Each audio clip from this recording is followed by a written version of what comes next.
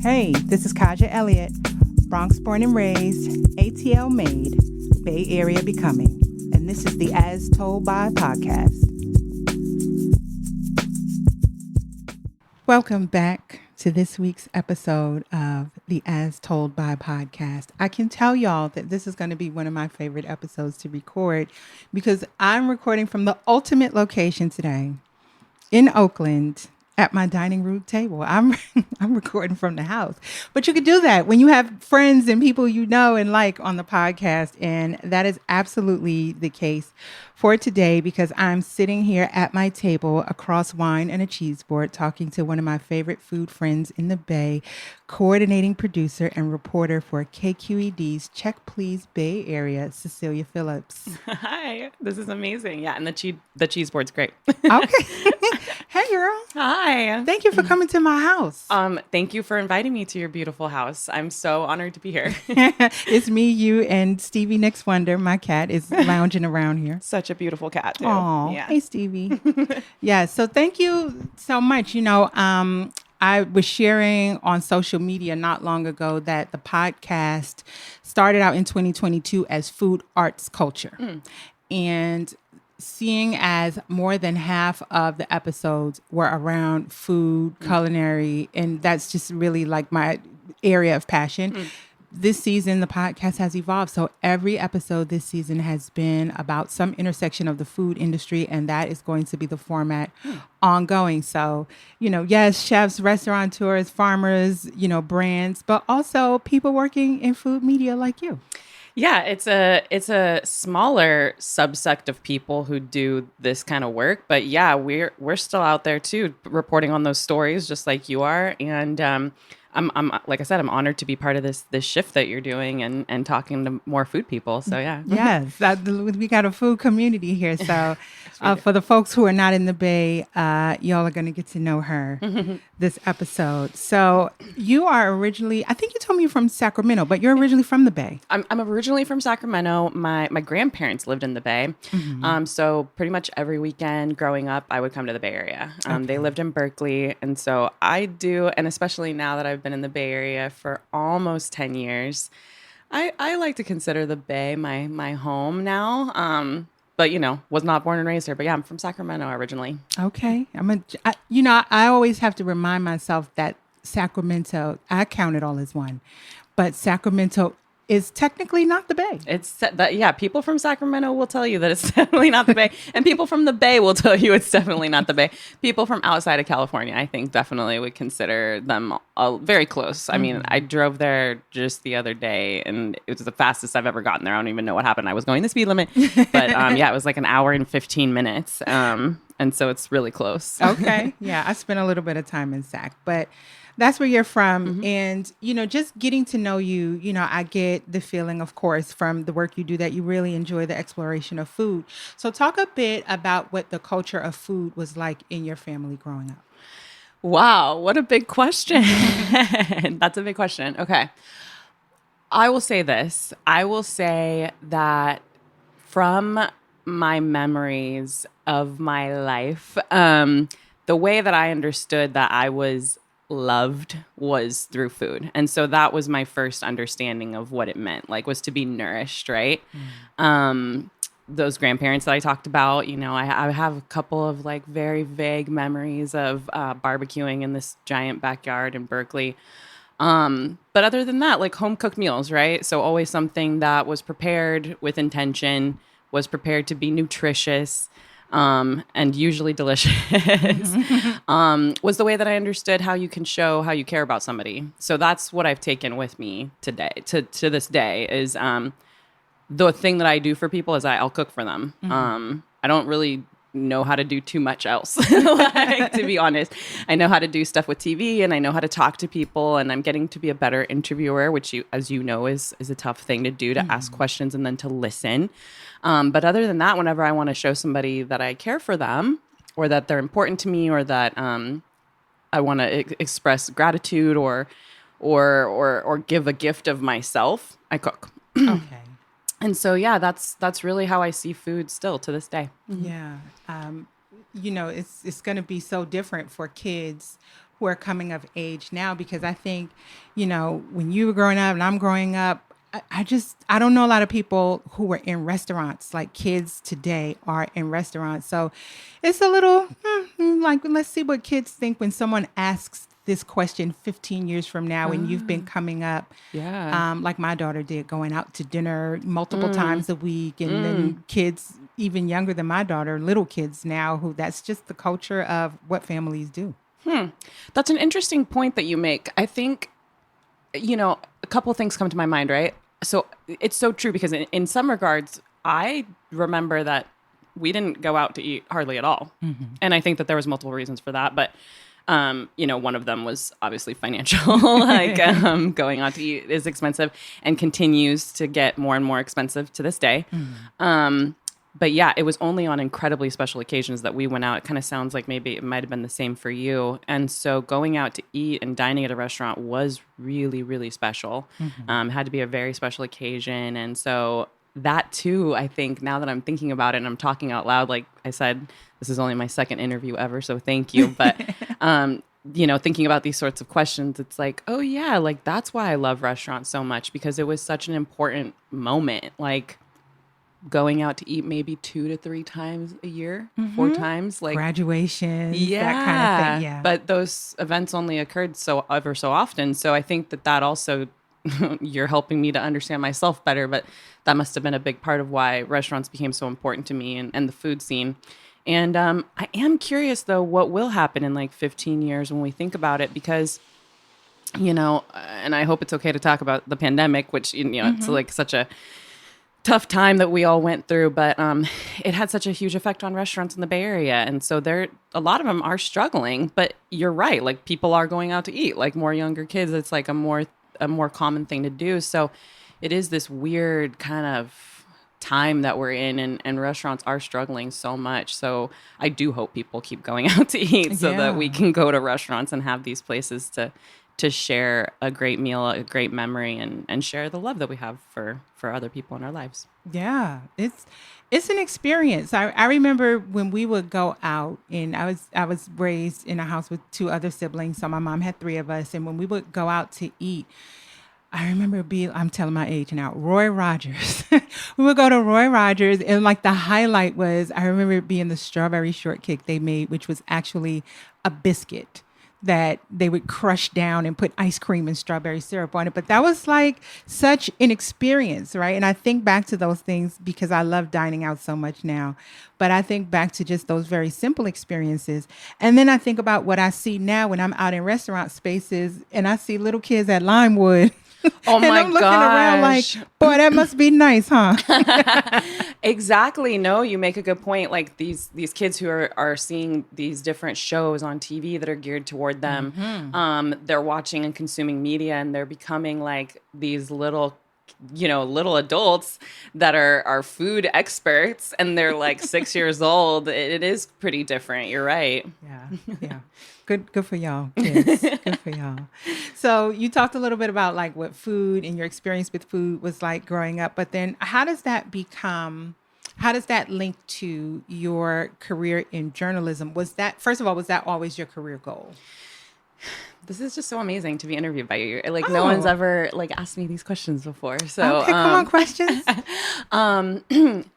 I was apparently, and I believe this about myself and remember this about myself, of just being a character, like always just running around trying to be the center of attention and trying to be the ham and just being very loud, a loud kid, always performing, always on, like, and I was never scared of being silly or being myself. And so I did acting very young, like all throughout my kind of like elementary school, and definitely into high school was like really into acting and was getting like all of these roles and doing fairly well. Like I really enjoyed being on stage. Okay. Yeah, I really enjoyed being in front of people. And I guess, I don't know, am I an attention seeker? I don't know. Who knows? But something about it, like me being able to perform, it made me stronger. It made me like really think about how I move throughout the world. And that was a good thing for me. And so this acting, there was kind of like I felt as though it was kind of told to me that like, you're never going to make it. Like that won't happen. And even if it did, you would struggle for a long time and you won't make any money. And so that kind of stuck with me, and it changed the course of my like life. It was kind of like, all right, well, you could be good on camera. Like you could be doing these sorts of things. Like, why don't you get into news? And so that's kind of where my brain went. Like it was, and it's so funny because it's so true how, young minds are so moldable. It was just like that one moment of somebody telling me that just totally changed what I thought I would be doing.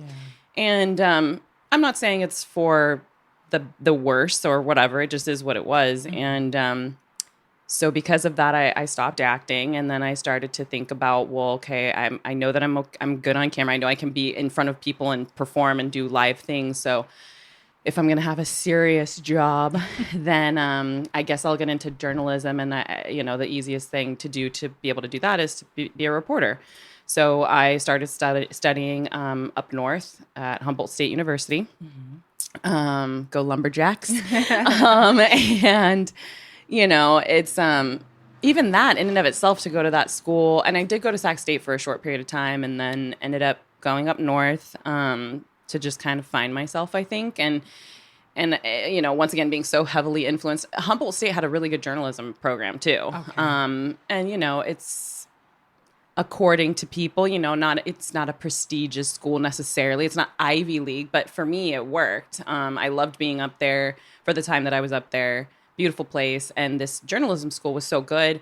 And the teachers that I had there were really good. I had a teacher who had worked for CNN and saw her, and she was really inspirational. And so I was like, you know what? I think I can do this.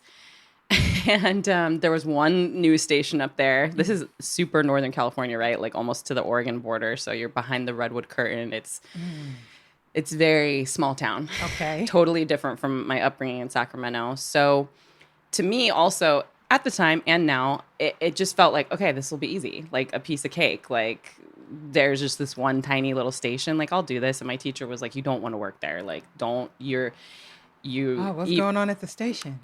I think she came from CNN, right? So it was kind of like one of those things where maybe, and I don't know, if you're listening right now, Vicky Sama, when you hear this, was it because you thought that I could do better? Like, what was it? But yeah, she told me not to work there. And I think it was because it was a small station. They had a very small program. I think she might have said like, you were at this level in school, like you're already doing like well beyond what you would be doing at the station. But I didn't listen to her. And you went anyway. I went anyway. Okay. And so I worked for this small news station, an NBC affiliate in Northern California. And I was really young, like really young. I was still in college. Okay. They hired me. Yeah. So wait, what were you doing? They started me out as an internship because I wanted to do it. I was and am super driven, and went and talked to them. I don't even think that they were like looking for anybody. I just went, which is kind of the story of like my whole life. I'm just like, oh, I'll just go. I'm here. So yeah, so I just went, and I started out with an internship, and because it was a small station, and who knows, it seemed like they trusted me, saw some potential in me. They gave me like a little shot of doing reporting while I was in school. Okay. I don't have really any regrets of my life or think that anything necessarily is a mistake. But it just wasn't for me. Okay. It wasn't for me. It was the kind of news that just was really challenging. And because like small town news, like there's not really much going on happening. Yeah. I was saying to somebody the other day, like I would be, standing at the local Costco, like asking people what they thought about the upcoming like flooding that was going to happen. Like, it's just like, what am I doing? And news in general for me personally was always just really challenging. It's really difficult. It's tough stuff that we need to know. We need people to do that kind of work. It just wasn't within my mental capacity to be able to handle it. And so at the same time, and at the time that I was in high school, because I started working at 15. Okay. I was working in restaurants. So from the time of 15 all the way through, I never stopped while I was going to college, while I was at Sac State, while I went to Humboldt State, while I moved, bounced around, went to the Bay, up until literally like not even that long ago. Mm-hmm. I worked in restaurants to support myself. And that's when it clicked for me. Like the news isn't going to be for me. I have to find something in food. Yeah. How long did it take for you to be doing the news before you realized this ain't it? 6 months. Okay, so you knew earlier. I was like, okay. Yeah, it was really short. It was like the internship and then like 6 months of working where it was just like, no, not going to be for me. And then, yeah. Okay. Well, I mean, for someone who worked in restaurants and loved food, those two things, that and journalism, absolutely came together, right? In the most synergistic way, because you are now a coordinating producer on one of the Bay Area's most loved shows. Wow. KQED's yes. Check Please Bay Area. So I think most of us who are listening here in the Bay know full well what it is. But for the folks who are not in the Bay, because I do have listenership in different areas of the country. Yes, so, hey, non-Bay Area people. But for the folks who don't live in the Bay, or for the folks who may not, because I understand that's a show that has branches in different areas. Yeah. But for the people who may not be familiar with what it is, explain a bit about what the show is and what the history of it is. Yeah, definitely. So you're right. There are different branches throughout the United States. The show started in Chicago. A man named... I ain't surprised. I just came from Chicago, and that is a food city of food cities. So that does not surprise me the least. It really is. I'll tell you, I went and visited Chicago. I don't even know how many years ago it was, but it was really one of my first times like being like out of California. I've since done quite a bit of traveling, thankfully, but it opened my eyes. Like I'll never forget being there and going out, and it must have been like 3, 4 in the morning in the middle of winter. And I was with an ex-boyfriend and his family, and we had just gotten done. It was like some show or something, and like all the bars were starting to close down, but they're like, oh, somebody at the hotel had told us a restaurant recommendation in Chicago, and it was like 3, 4 in the morning, and we went out, and this place was just packed with the most like gorgeously dressed people, like to the nines in December in Chicago in like freezing cold weather. And being from California, I was just like, what is happening? I was like, Chicago's where it's at. So yeah, that's where it started. David Manilow started it, and it quickly was kind of thrown out to the world, and other stations picked it up. Mm-hmm. So public broadcasting. So KQED, I believe the show started, and then I think it was only 2 years later that the Bay Area picked it up. Please don't quote me on that, and I hope I don't get fired. I should know this stuff. It was very shortly after the Chicago version started that the Bay Area version started. Okay. And then after that, across the United States, I believe that there was one in Arizona. I know for a fact that there's still one in South Florida. Okay. Philly has a version of it, and throughout the country, they all have their own little look for the show. The set itself changes, but the concept of the show stays the same. Mm-hmm. And you know it very well, but 3 Bay Area residents review and talk about their favorite restaurants. They each nominate their own spot that they love, that they're super fans of, that they just can't get enough of. And then they are cast for the show, and they go anonymously to 2 other restaurants of 2 other guests who want to be on the show, and they dine. They all join together at this table at our set in our headquarters in San Francisco, along with our host, our amazing host, Leslie Sabraco. The amazing host, the one and only Leslie Sabraco, who has been the host for the show in its entirety. And this year we are wrapping up, soon to be wrapping up our 19th season. Okay, Leslie. Yes, so 19 years of watching her just wow people around the set, her charisma, mm-hmm. Her interviewing, her humor. It's all things that have made the show the success that it is. Yeah. In addition to, of course, David Manilow's original idea of just bringing people around a table to talk about their favorite spots. And so you're seeing people's true reactions because they haven't gotten any special treatment from the restaurant. Mm-hmm.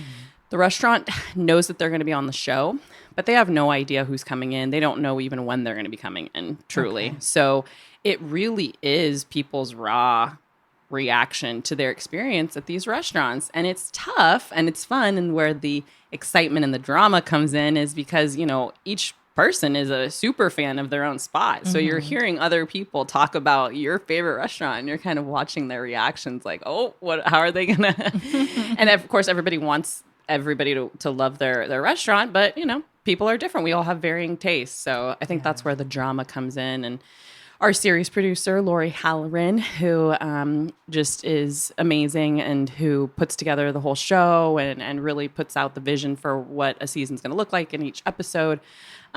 She's just really great at kind of figuring out how the matchups are going to work. And she says, we were like Yelp before Yelp existed. I can see that. Right? I can see that. Yes. I think it was maybe only a year. Once again, I should stop giving timelines because I'm not exactly sure, but it was very recently before Yelp had started that Check Please came first, right? So this is a way for people to talk about their spots that they love on a platform before you could really do that anywhere else. So, yeah.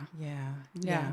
It was a show that was a little bit one of its kind, right? It really was. And since 2 years ago, 2021, 22, Check Please Chicago sunsetted. So Chicago no longer has a Check Please. So we are the longest continuously running Check Please Bay Area in the United States. Bumped up to that number one spot. And also Leslie, her being the host for this long, even in Chicago, the host who was the show then was the host at first, took a break, and someone else hosted the show, and then she came back. So Leslie also is like the longest continuous host of this show. So it's really impressive stuff. Breaking some records, setting some records. Yes. Okay. Yes. Was it a prerequisite in order to be working on that show, particularly as a producer? Was it a prerequisite to be engaged in the food scene, or did they just want people who could actually produce the show? It sure as heck helped, I'll tell you. And you know what? I don't know, in the 19-year history of the show, I don't know if anybody has the experience that I have. I think that it definitely sealed the deal. So I can tell you the story. Tell me the story. Let's hear it. So, working in restaurants, right? So then I leave Humboldt County and I'm like, I got to come back to the Bay. I love the Bay. My grandparents were from here.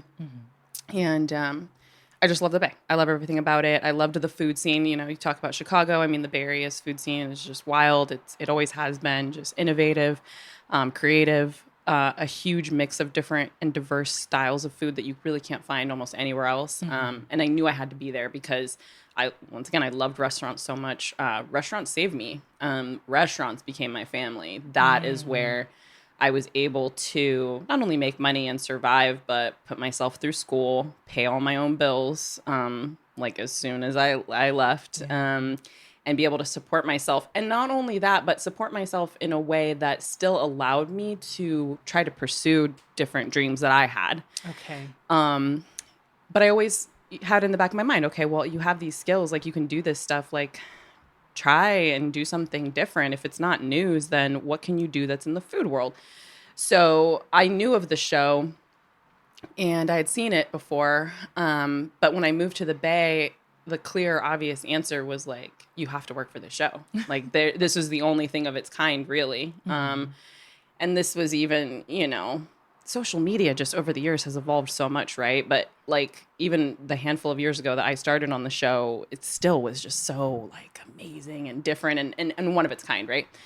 So I moved to the Bay and I'm like, I got to do this. I have to figure out how to do this. And I'm working in different restaurants. I'm building it up. And in my mind, I'm always telling myself, well, work at a different style of restaurant, learn a different food, learn a different cuisine, keep pushing yourself. And if there's one thing that I could say, because who knows if I'll ever be interviewed again and be able to have this platform is I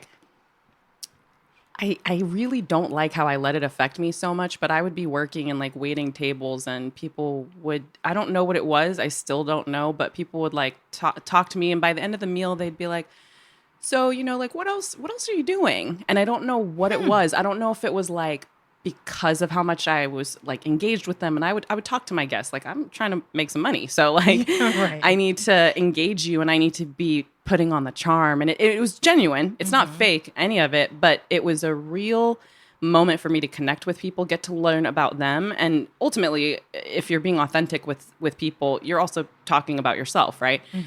So they would always ask me like, well, what else are you doing? And that question always stuck with me. Sometimes it would irritate me or make me kind of mad because it was like, well, lots of people work in restaurants and why is that not enough? But let me tell you, there's so many people who believe that like, oh, you're just doing this thing. Until something else. Yeah. And it really bothered me. And for me to be able to be here and do this interview to say that like, there might not be something else that people want to do. And that's more than okay. Mm-hmm. That's more than fine. Like restaurants are amazing. They offer so much flexibility. You have this like chance to learn about cuisines and other cultures. And it always bothered me. And it bothered me so much to the point that I was like, okay, well, so many people are telling me this, like I should start doing something else. Okay. And that's what led me to want to do the show. So I knew in the back of my mind that the show was happening. I'm working at all these restaurants. And then I start getting serious. I'm like, well, I got to work on the show. Like, how do I do this? And I ended up working with a very well-known celebrity chef, Tanya Holland. Hey, top chef. Brown Sugar Kitchen, all the things. I actually filmed her audition tape for her. Okay. Yeah, and I learned so much from Tanya. She brought me to Atlanta for the first time. Mm-hmm. She has gotten and has earned and has worked for so many opportunities that she has. Yes. And she brought me along on part of her adventure.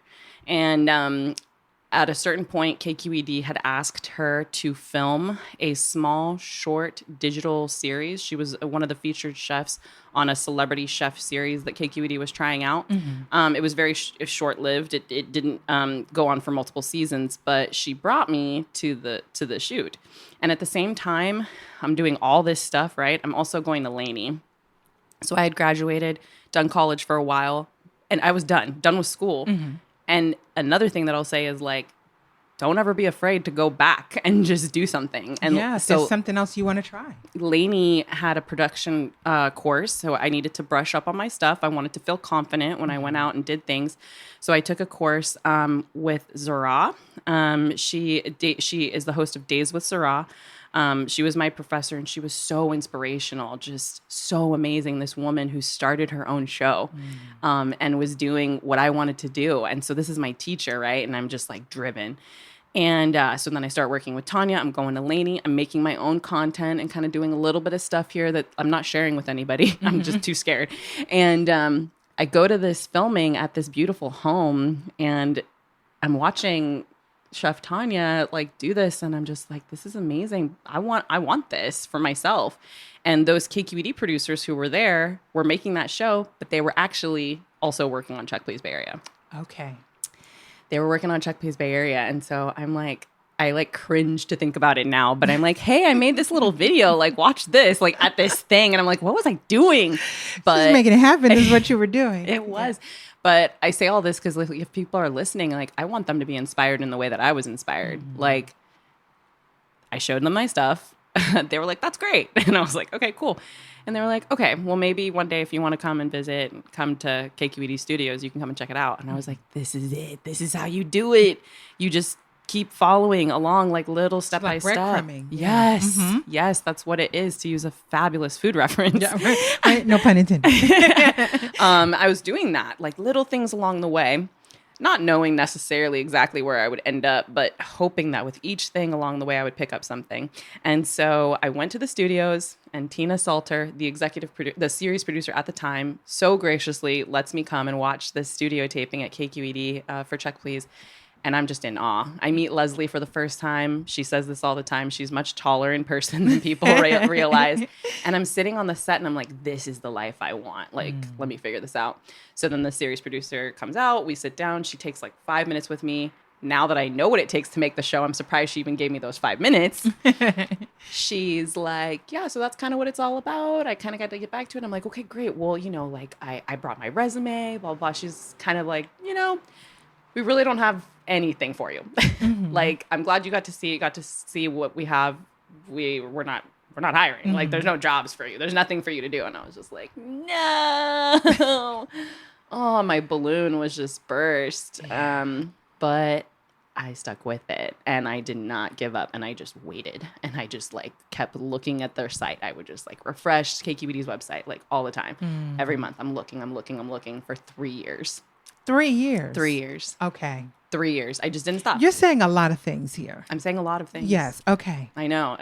Is it too much? Or is No, we're good? no. There's so many things you're saying that are just like landing with me a certain way. It's a wild story. And I'm glad that I have the opportunity to tell it because I felt so disheartened when she said that there was just nothing. Like, it was kind of like, I'm sorry, there's nothing for you. And I was so disheartened. But I say this to say, like, if you persevere and if you really want something, it's true. You will find it. You might not get it in the exact package that you envision, but it can be possible to get real close. And so 3 years later, I see this posting for a job opening for Check Please. And I'm like, oh my, what is happening? This is amazing. I've done it. It's done. This is as good as mine. I write in and I apply and nothing, right? Okay, so I'm waiting. Nothing. Like, weeks are passing and I'm like, oh my, I can't let this wait any longer. Let me figure this out. So I start researching who makes the show and then I'm finding them and I'm going on LinkedIn and I'm like messaging everybody that works at KQED. I'm going into KQED. I'm just dropping off resumes. I'm like, I will be a janitor here. I don't care how I can get into this building to then get to where I need to be. Like, please. Finally, somebody writes back to me and they're like, we're so sorry, the position has been filled. What? And I was like, okay, thank you. This journey's over for me. Like, it's just not going to happen. I'm not going to get it. And I wrote back, like, through, like, welled eyes, just like, why? I'm like, okay, thank you very much. What could I have done differently? What could I have done differently? And do you have any advice for something that can help me to get closer to these goals for later? Like, obviously this isn't going to happen. Like, what can I do? This person who was the coordinating producer at the time, who had my job, was like, you know what? Come to KQED. Just come in. I was like, I'm there. What time you want? Yeah, I'm there. And I showed up and I didn't realize at the time, like, what was happening. I had no idea. But this person who also, like, maybe didn't exactly know how things were going to pan out, ended up setting me up for the exact role that I have today because she saw my perseverance. She gave me a chance and she was like, come on in. And it turns out that she ended up leaving a few months later and she hadn't told anybody. And so I think what she was doing was setting up her replacement. Wow. Hopefully the listeners hear the silence, the Yeah, 'cause dramatic I was just silence. like, Yeah, wow. And that's how it happened. That's how I got in. Okay, so let me just.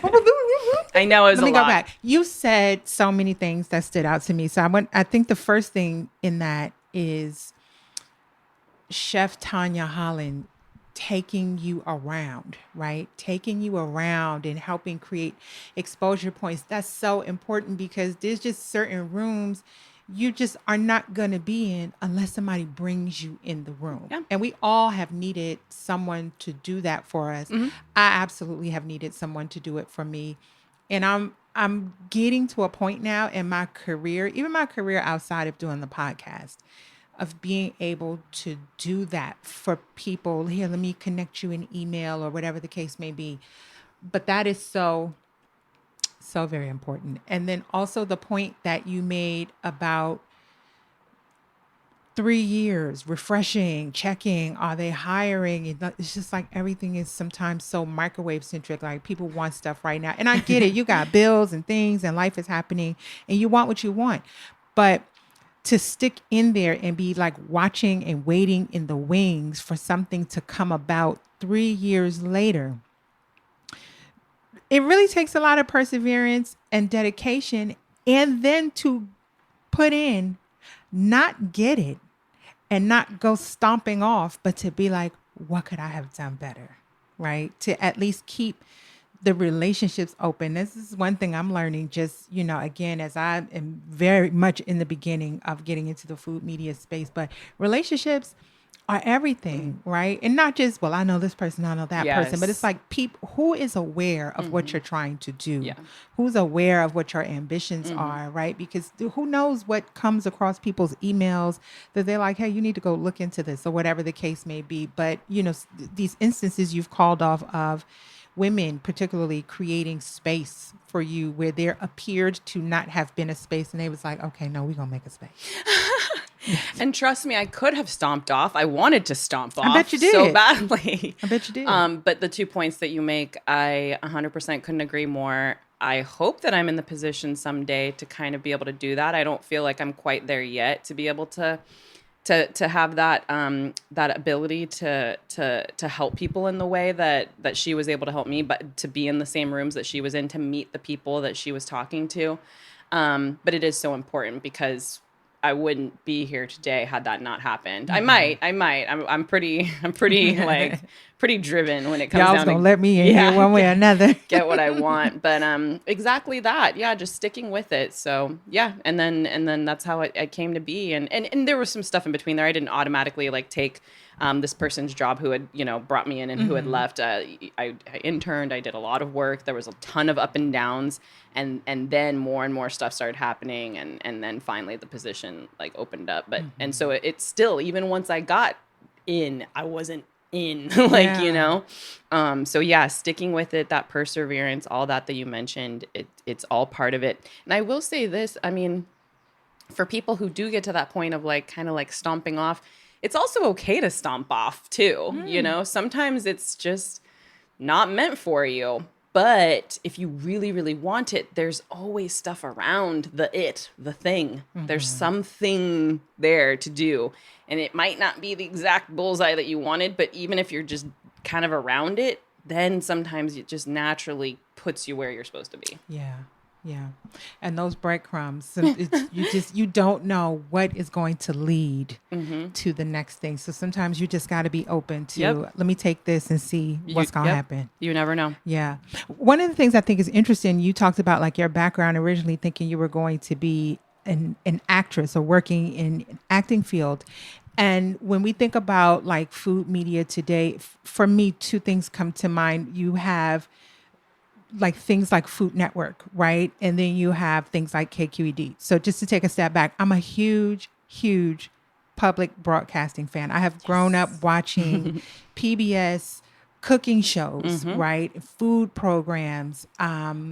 Even now, like one of my favorite things to do is watch Create TV, which is like a mashup of PBS stations from all around the country. So you're getting visibility to things and people who you wouldn't know anything about because you're not living in that state or that city to access that public broadcasting. But I have always loved how differently, and I think they both serve their purpose, but differently from Food Network, PBS has such an educational component. Yeah. It's not that with a wink and a nod like the Food Network is, but it's an interesting hybrid for somebody like you who has that acclamation or that inclination. You can act and you know how to be on, but you also have this skill set. Do you ever think about not the pluses and minuses, but just the differences of kind of being in food media in this area that is really playing more so on entertainment versus being where you are in KQED that's really more so leaning on history and education around food? You're so good. What a great question. Thank you. Like, do you need my job? Should you take? No, that was a great question. Well, okay. So I think I need to kind of like, now that I'm thinking about it, to answer that, I should also like wrap up what happened, right? So I get the coordinating producer role. So that's one thing, right? And so the show for 15 years prior to me starting was the same format. The same format, amazing show, all wonderful. At a certain point, the executive producer and all of us are faced with the pandemic. We have no idea what we're going to do. Restaurants cannot be dined in. You cannot eat out. You can take food to go, and that's about it. How do you make a food show when people, with all this footage of people like eating and dining and doing all this stuff, how do you make the show? So Lori Hanlon, series producer, comes up with this format. And prior to that, I had sent out a reel of some of that same footage. Once again, we're talking about the breadcrumbs from my time at Laney doing on-camera reporting and talking to people in the field to make a food game show. This was just, I told myself, look, if KQED isn't going to hire me. I'm going to do it on my own. I'm going to do it on my own. I didn't show it to anybody. I didn't do anything. Once again, I was scared, but I was just doing it because I was like, well, let me practice. Let me try. Let me live out the life that I want to live in my own head and in my world, my own world, and just do it. So I did that. And then at the time when the pandemic hit, I sent that off and showed it to them. And I was like, look, I have no idea what's going to be happening with the future at all. But here's what I can do. And that is when I was worked into the show to add in Cecilia Tries It, which is the new segment that's in Check Please, that I go out into the field and find non-brick and mortar places to dine and get food options at farmers markets, food truck parties, seafood pop-up stores. vendors, As long as it's not a brick and mortar restaurant, I'm there. And I'm able to feature and highlight all these people. And that's when it fully came to be that I was doing the thing. At that time, to then answer your question, I always knew that like KQED and public media would have been a really great fit for me because as like you, watching it growing up, having these nostalgic memories, this thing that was an educator, right? It was like a second teacher for a lot of us growing up who experienced public media. I didn't just want to have the, what did you call it? A wink and a nod. A wink and a nod. Now I'm going to mix this case mix. That kind of thing. Oh, the sound effects. I love no it. Shade to the people. No, totally. Right. I loved Food Network. I still do. I love me some Food Network. And I loved that. And I grew up on that too. And that also was part of like, oh, well, maybe I could do this.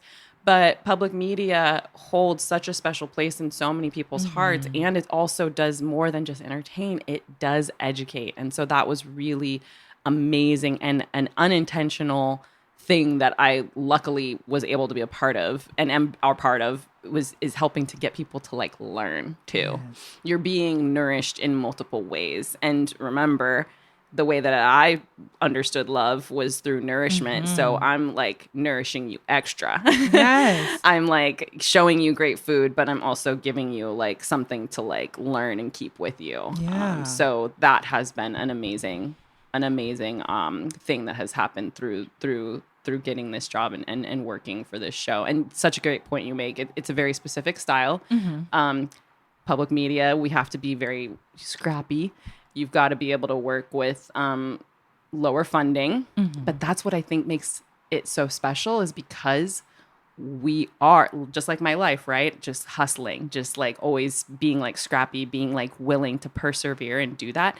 That is very like mirrored of my life in the way that I understand public media to be. And so I love that part of it. Okay. When I hear you say that, I think about some of the shows that I've been watching lately. There's a show called The Buki Show. It's based out of PBS in New Jersey, where there's a gentleman who does interviews. He's like not on the street interviewer, but he goes around the restaurants and it's almost like a little bit of documentary style.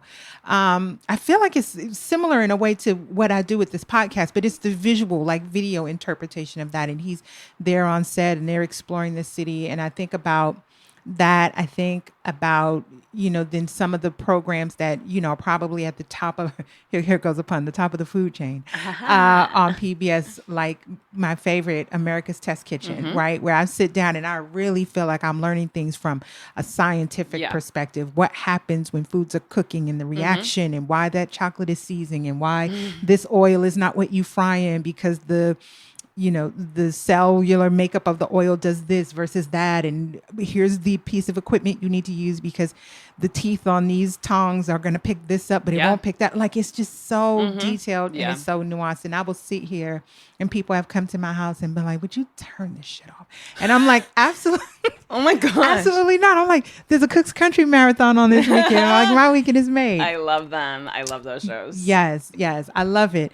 And, you mentioned, the pandemic, which, you're a show that is contingent on restaurants being open. Yes. You can't do the show. You have to move to a format. So coming out of that, as you all were finally able to transition back into a format similar to what people remember, did you now have like a whole new appreciation or was there now like okay, in a contingency plan, because I remember restaurants would be open and closed. And you could sit in the outside. So when did you all finally feel like, okay, we're out of the woods and we can get back to business? Oh, great question. Gosh, you're good. So it was wild. It was hard because it was funny, just like the personal timeline that I went through of like the time that I got hired and then like when everything was starting to happen and things were shutting down and then the opening and the closing and all this. We knew that we were going to at least do one season. And so that's a year's time. And at a certain point, restaurants also were able to reopen for outdoor dining. And as long as we could film some footage of people eating something at a spot, we were in okay shape. So, when that moment happened, it was like, okay, cool, let's go back. For me, it meant like, okay, now I'm having to relearn everything I've learned because the formats were so totally different. And to explain to people, we did one off season called Check Please, You Gotta Try This. And it was the series producer, Lori, her idea in order to still make the show viable, but to kind of take the onus off of us and the restaurants. For me, it's a huge cobweb of how this show is made. Every single little thing has to tie in together in order for it to work. So with Check Please, You Gotta Try This. Instead of filming like 10 dishes like we do for the show regularly. And for the people who've never seen it, you're seeing all this mouth-watering food. These 3 people are sitting at the table with the host, but in between, you're getting a short snippet of an interview from the owner, the chef of the restaurant that's been selected. And then you see a ton of food. And then while the people are talking, you're seeing these beautiful mouth-watering up-close shots of the food, right? Well, that's a lot to put on a restaurant that's already struggling through this really incredibly difficult time. So instead, we did Check Please, You Gotta Try This, and it was just one dish, just one amazing mouth-watering dish. The whole thing's shot with Zoom, so you're seeing like little boxes on the screen instead of people sitting at the table. And that was its own challenge, but then when we switched back to the regular format, for me, it was a huge learning curve because it's like, okay, now we've got to go back to this show that technically I only worked on for a short period of time before we had to do this huge switch. So it really was learning everything anew, and that was challenging. But now, several years in, it's much easier. And we finally got back to the format that everybody knows and loves. Yeah. Thank goodness. Fun fact for the people who don't know, how Cecilia and I met was I applied to be on the show. I had a friend reach out to me. Shout out to Tone Vic. Secret. That's amazing. Okay, cool. I wasn't sure if we should say anything. No, that's okay. Is it okay? Oh, yeah. Okay. That's fine. Shout out to my friend Tone Vic, who hit me on Instagram one day and was like, they taking applications. You need to apply. Because I have been for some time on Instagram and, I would be going to restaurants and posting. And so people kind of knew that was the thing that I loved most to do in the Bay Area was to find, and talk about restaurants. So he told me they were taking applications and I just went online and filled out the application and they contacted me, and they was Cecilia, the producer who reached out, and she was the point of contact there was like a Zoom interview I had to do because of course they want to make sure like you're coherent in person on camera and you can put sentences together. Yes. And then there was a date to show up, to come down to the studio to record the show. And I was so I was starstruck, right? I was like starstruck with Leslie and the show because I had watched it so much. So being a transplant, moving to the Bay and coming to learn and love the food culture here, Check Please is something you're probably watching to get to know where to go, what's here. Okay, there's a lot of this kind of food. There's a lot of that kind of food. So now to be there and be on the set, I was like, oh my God, it looks just like it does on TV. And I'm sitting, and the way we were sitting at the table, I was sitting right to the left or to the right of Leslie. And when the teleprompter went and she said her opening, and I was like, oh my God, she said it just like she does on TV. Like I was such a little kid in that moment. And just looking back, it is one of my best and most favorite Bay Area memories. The show just happened to be in rerun this past weekend. Oh, it was on, and I always know when it's on because somebody who didn't see it before will see it, and I get a text, "Hey, girl, Check Please," and I'm like, I'm in reruns this weekend, and that must be a good feeling too. It's a great feeling, and I had such a great experience. And even while I'm sitting in the table participating, I see you there on the taping floor, and you're in the background and coordinating. So in that back of house role, but like you mentioned, doing the segment Cecilia Tries It, and then going on to do the game show, which was so fun. I went to the first one. I was out of town for the second, but I went to the first one, Chew on This, which was a little like, let's make a deal, a little gong show, a little like it was all the things you loved about game shows back in the day when people were just being silly and doing all kinds of things. What's the difference between what you're pulling from when you're behind the camera versus in front of it? Oh my gosh, you are too good. Okay. Let's see here. First of all, I have to say thank you for all those kind words. Like that was just amazing. I do end up hearing a lot about people who are transplants who end up falling in love with the show because it helps them. And that's such a great feeling, like to be able to make something that, people can feel welcomed and at home in the Bay. Because I needed that. You needed that. Like, people who aren't from here, and even, of course, people who are from here who love the show so much. But I think hearing that from people is just such a great compliment. And you were an especially fabulous guest. Thank you. You know your food. So that is why I think that we've been able to stay in touch, which has been so lovely. And you yourself doing so many different amazing things in the food world here in the Bay. So to answer your question, I think, what is it like to be, kind of behind the scenes and in front? So prior to the pandemic and prior, as I mentioned, 15 years, the show had the exact same format.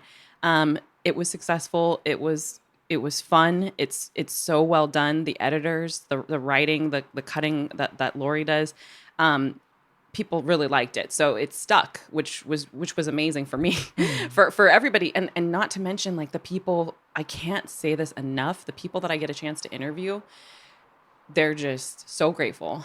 They are so happy. And those folks are working really hard. It's incredibly hard to have a brick and mortar restaurant, but when you're just getting started, and really a lot of the people who are doing this, not all, but a lot of them, that is their option right now. It's so much more affordable to be able to do a food truck than to have a brick and mortar. In most cases, some cases probably not. There's people who might be doing a lot, but who I mostly meet, right? I'm meeting a lot of women, a lot of people of color who are really doing that same thing. Once again, that I'm trying to do, persevere, chase after their dream, find it. And whatever stage they're at, whether that's the end for them, they really love having a food truck, and that's their thing. They love it. Or people who really are trying to work and break into it, it's the way for them to have that storytelling told, just like you're doing with me right now. Like I haven't really been interviewed before, and it's like, well, it's because like people need to see you. And so this is my opportunity for those people to be seen. And now that I'm saying it out loud, I'm like, hey, wait a minute. Maybe I am helping to open the door for people. Like I didn't even think about that. Absolutely. I didn't even think about it. But you know how many things you've shown on there? I'm like, I would have had no idea this was even over there until you said something. So awesome. yes. And so these people are getting a chance to tell their stories, even if it's really short. They're thrilled. And but prior 15 years, the show had a coordinating producer. That's all that person did, right? So of course, in typical fashion, I put more work on myself by showing them this reel that I did to get this segment, but I wanted it, and so I was like, I'll do more. I'll do whatever it takes. I will do whatever it takes. And so, on the one hand, I do the coordinating production, which is in and of itself was a whole job, incredibly difficult to begin with. And then I do this stuff in Cecilia Tries It, and for Chew on This, thank you for bringing that up. I really appreciate it. My original game show that I created from that video that I told you when I was at Laney, I wanted it. I was like, well, what if I had my life the way I wanted it? What if I just did it and no one else was involved? What would I do? Well, I'd be a food game show host. Duh. Like that's just an obvious answer. So I created it, and that's the reel that I sent them. And then after years of working at KQED, I started doing KQED live events. So for people who don't know, KQED headquarters actually also has a small auditorium, 200 people that with a live stage.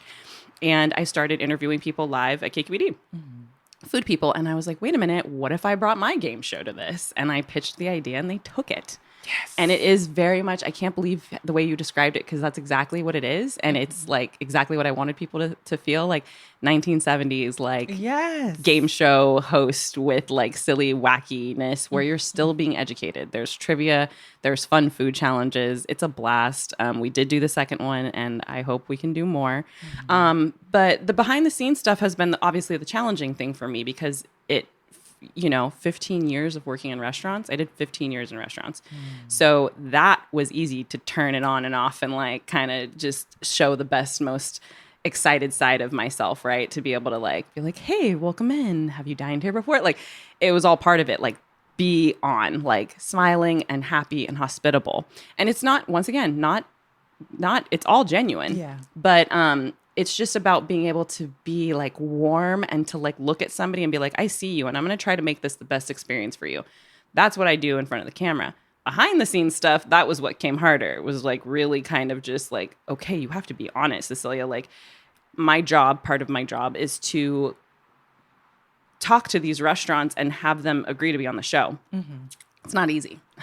Really? Yep. People don't want to get on TV with their business? You would think that every single one would agree, but they don't. They really don't. And I don't know how much, that, I don't really want to get too much in the nitty gritty of like how it's all done. But at any rate, not every restaurant agrees. So I have to be really organized and on top of it. And like, it's a very small team of people who make the show, incredibly small.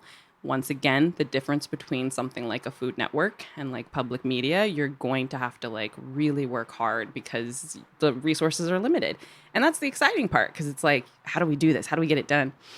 So I had to be really organized. I had to learn how to really be great on a computer, believe it or not. Like that sounds silly, but it wasn't something that I had been practicing after I left like doing news. Like there was a big chunk of time when I left there before I got hired at KQED while I was working at restaurants. Yeah. So having to do that, I have to be hyper focused. I'm really just constantly kind of being on top of it.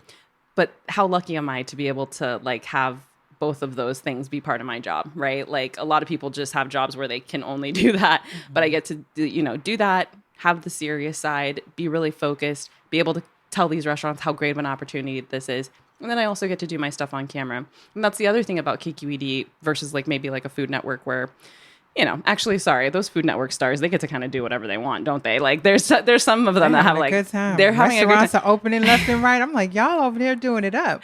And like some of them have so many shows, right? Like, I mean, some of them have multiple shows, but KQED, like I have a ton of opportunities now because I've been able to, what I think, prove myself as being an organized person who's dedicated, driven, and who will get the job done and do it to the best of my ability. And so just more and more opportunities keep coming my way, which shameless plug. I don't know if you knew this, but we're about to get an exclusive. I've been hosting a new series that they started. It's called Beyond the Menu. I have not seen or heard of this. Okay, well, this is the announcement. Okay. Beyond the Menu. So in an effort for KQED to continue to make more digital programming, because a lot of the stuff that we do is TV and radio, which is amazing. But of course, as we know, as the listeners know, podcasts and digital and online video is the way of the future. This is where we're all going. And so in an effort to do that, KQED hired someone to help with that transition. That person, Matt Morales, he had an idea for a show that would take a deep dive into the history of a dish. So Beyond the Menu takes one of your favorite food items. I mean, we're sitting here in front of this beautiful cheese board, and they may get into the history of jams, like as far back as they can trace it in the history of time. Oh. And so I, as the host, am on camera, and I'm kind of walking the viewer through this history.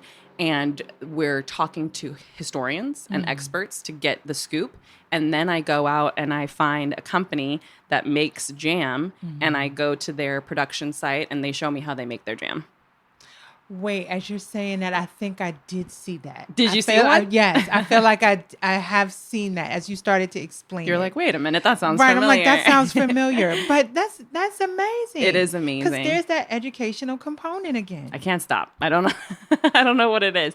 I love it. And I think, I grew up, one of my parents was a teacher. And so maybe that's part of it. But yeah, what an opportunity. And once again, proving myself, being driven, and also seeking out more opportunities, not staying just, and there's nothing wrong with like staying where you are for a little while. But I wanted to, he was like, hey, we got this new thing coming. I'm like, hey, I could be your host. And they were like, done. And I was like, oh my God, that's amazing. Really? Like, thank you.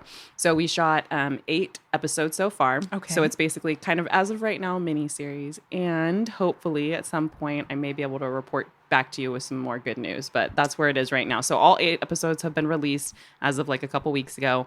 And it was really interesting. Totally different from Cecilia Tries It, right? Where I'm out in the field talking to these food truck people with a microphone and trying foods and showing them off and eating on camera, which I still, like, it's so hard for me to do. It's like really embarrassing.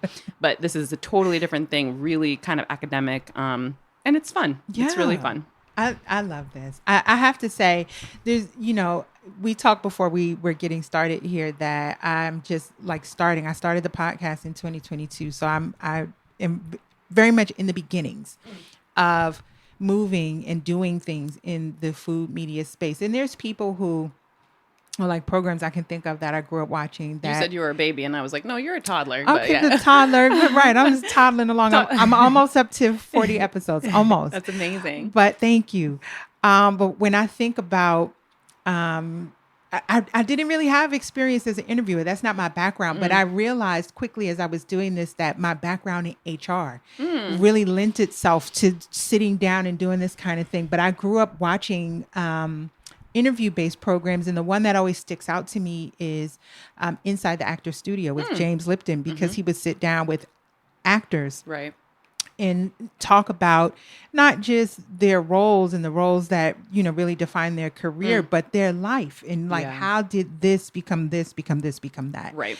And I always loved that thing of how somebody could tell a story and just put that continuity that shows how they came from Nutbush City to, to, and now I got to, star on the Walk of Fame. Yeah. But Those are the best stories. those are the best stories. But then when I start to narrow the funnel on that a bit, and I think about people who have really stood out for me in modern day, like the last 15, 20 years of journalism and media. And I think immediately of people like Angie Martinez, growing up in New York, who was such a presence on the radio, even though it was in music and entertainment. And she was such a presence. And she has her podcast now, and I swear, and she interviews people. I messaged her one day and I'm like, Angie, are you writing your interviews? Because I would be writing all my interviews, and I would feel like when I listen back, you're not present because you're writing and you're trying to like lead the conversation. And I'm like, what would Angie do? I'm like, Angie, are you writing? And she's like, she actually answered me, and she said, I don't write the interviews. I just write talking points. But before the interviews, I kind of just toss them out and just like let God guide the conversation. And I was thinking in my mind, I ain't up to that yet. I'm still writing. But, she was someone I looked at, even though her application was focused on music and entertainment. But then when I narrow that funnel even a little bit more, and I started looking specifically at people who are aligned to food media. And I was telling you, I just recently went to the James Beard Awards weekend, and I didn't really know what to expect. They had the media awards and the chef and restaurant awards. I had no idea that, particularly on the media side, that there was such a huge structure of an industry for what people are there doing, and mentorship and fellowships and all these things. And I was like, okay, this is a real thing. Like, you could find a place in here because this is an actual thing with an actual structure. And so people like you, now that I'm narrowing it down to food media, are so inspirational to me, because you're in the space and you're doing it in an educational way, but you're also in the back pulling a lot of the strings for what we see and experience. And it's almost like a culture keeper, because you come here and I don't know Hayward from Oakland, from Pleasanton, from Berkeley, from nobody.